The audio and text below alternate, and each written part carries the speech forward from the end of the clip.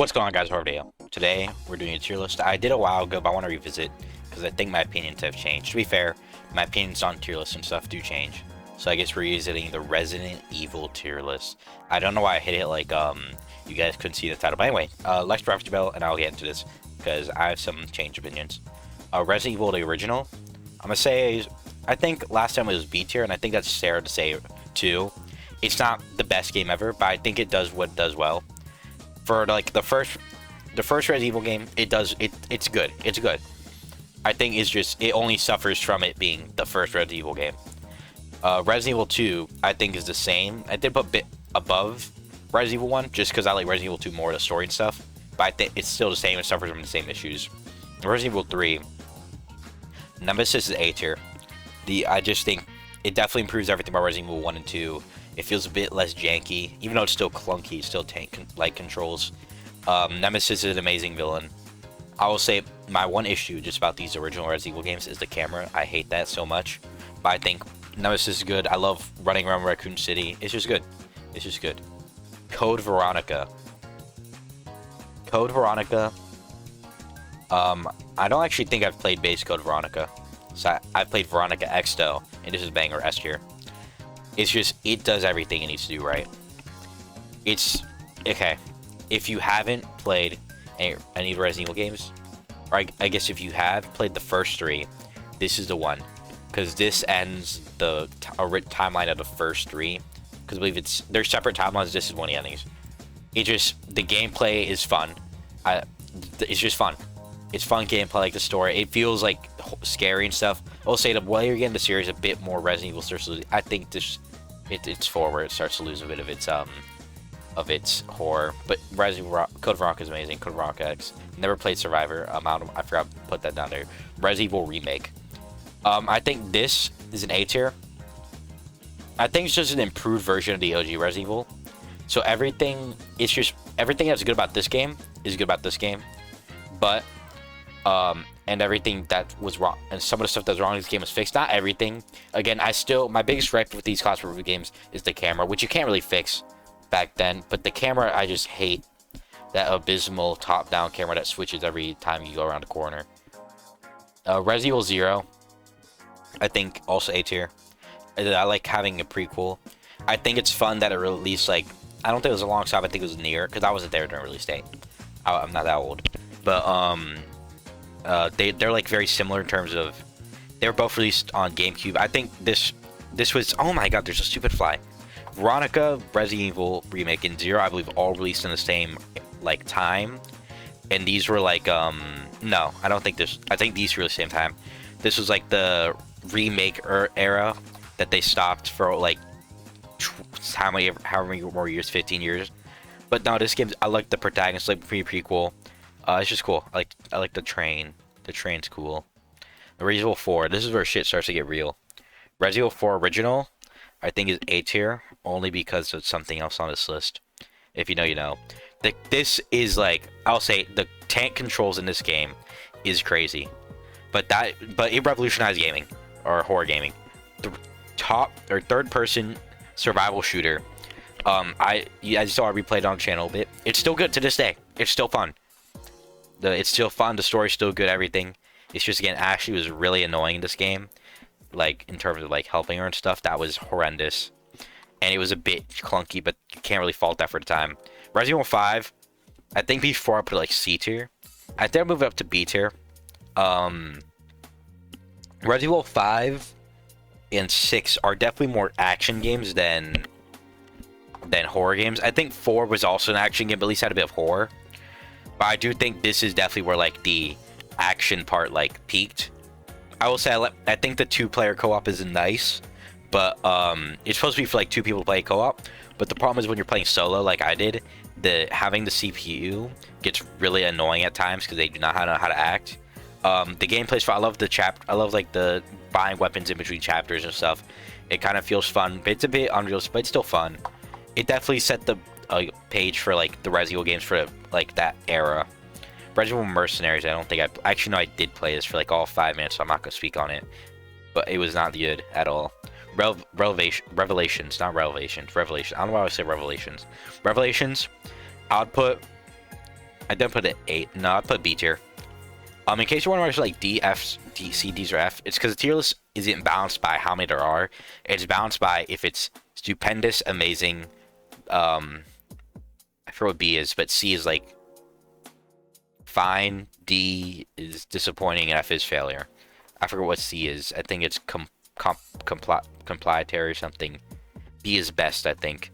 But anyways, no, it's just good. The one gripe I have this game is I think by this time they should have been able to implement moving while shooting, and it's just really annoying to not be able to move and shoot. Resident Evil 6, I think last time I put this like D tier, but on a replay, I didn't think it was D tier. I think it's B tier, honestly. I don't know why I put D. I think it's only because the Leon Kennedy, as much as I love Leon, his campaign that game was not the best. That was easily probably like the worst.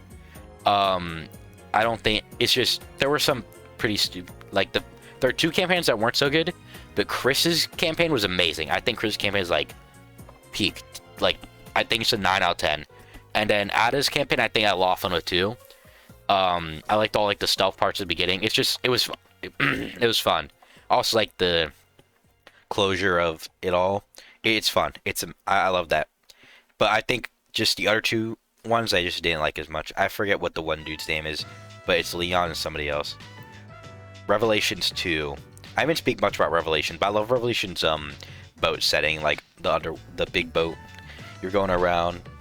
I like how you sometimes have partners, sometimes don't. I guess other Resident Evil games do that, but it at times can help you feel a bit less alone, but other times give that pressure. And Revelations, I think, is C tier. I just don't think it's as good as the original Revelations. It just has a few more problems. I'm not going to speak much on it. There's just not much to say. The story's alright, the gameplay's alright. It's like Resident Evil. It's Revelations, but I just think there's like not the gameplay, but like the areas and stuff itself was as fun to me. Oh, Umbrella Corp, what are we gonna do with you? There's a reason this game shut down. Resident Evil Biohazard. I think this is S tier. This is amazing. Biohazard brought back like the horror of Resident Evil. Because you have to remember, before Biohazard, you had 5, 6, and the Revelation games. Which, I mean, Revelations had horror, I'll say. But 5 and 6 weren't the scariest games. They were more action-based. I never felt like, oh. It felt more like I need to get more ammo. But Biohazard did bring that horror aspect back. I was scared playing this. I remember I had a friend who hasn't even finished it because he's too scared to play. I'm gonna be honest. I like it calling Biohazard because that's the original name of Resident Evil in Japan. There's a cable on the floor that's really annoying me. I'm sorry, guys. I love the setting of like the house and all that. I think I like the first person's cool too. I think in this like enclosed area, the first person works really well, but it makes you feel trapped in like this house. I like it. I like it a lot more than the top-down camera too, because they easily could have done that again. But having this first of all, it's a bit more. I don't care about college football 2025. That game is horrendous. But it's just it's good. The atmosphere, the coloring. I will say, on PC, setting it up is a bit annoying because like the settings and stuff. But it's a fine game. I love the combat, everything. You really feel it really goes back to the roots of horror and feeling like, in terms of resources, low. Resident Evil 2 Remake is my 3rd favorite game of all time. I think this game gets so much right. The opening with the gas station, then you go to the city streets for like a few minutes, then you go inside the police station. But right when you're starting to get bored of police station, you go underground into like this whole sewer thing. It's good. I love all the bosses. They're very fun. I think this Resident Evil game to me definitely felt the most like limited in terms of it felt like I had to like conserve my resources. Because Resident Evil Biohazard, you have a melee weapon, I'm pretty sure. No, you do have a melee weapon, so you at least have like that. Like 4 and after, you definitely aren't like conserving ammo. The first 3 Resident Evil games, though, you definitely do. And I think the remake does it the best. Well, because the remake's the remake. I just think it does it better than the original.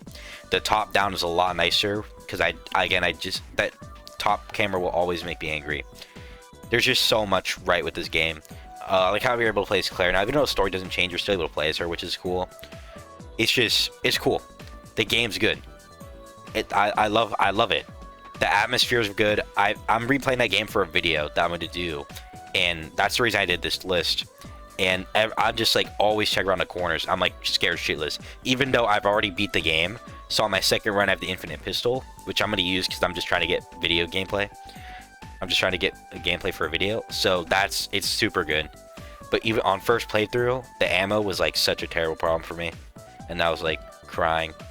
Now Resident Evil 3 Remake is F tier.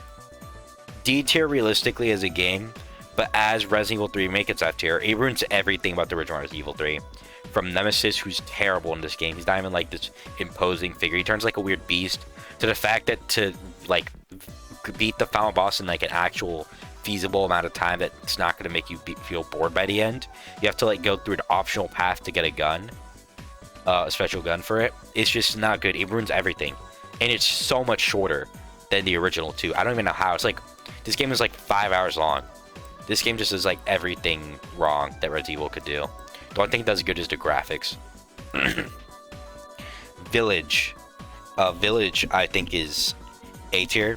I don't think it's as good as these three. I don't think because Biohazard's predecessor, but I still think it was really good.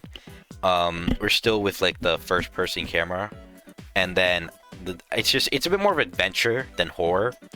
It definitely tones it down, the horror from Biohazard, and more like adventurous.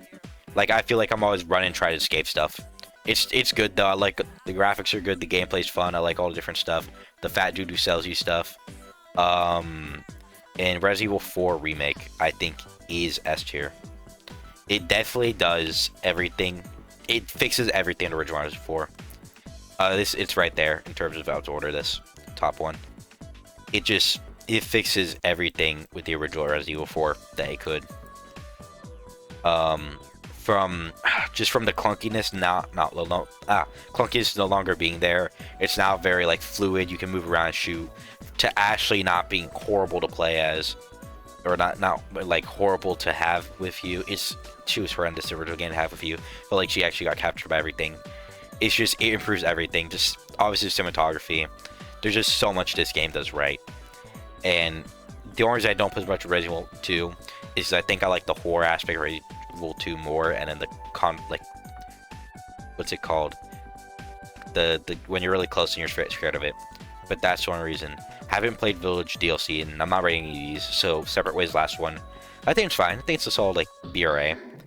I'll put like a A tier.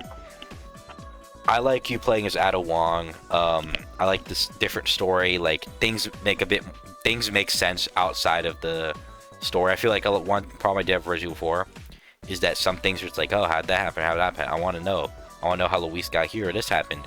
But this game does help explain it. It's like you're kind of going not backwards. You're going like part backwards. You go like backwards and forwards and backwards. It's weird how the game's progression or the DLC progression works, but still good. You definitely feel, I'll say as Ada, you definitely feel like more prepared and stuff.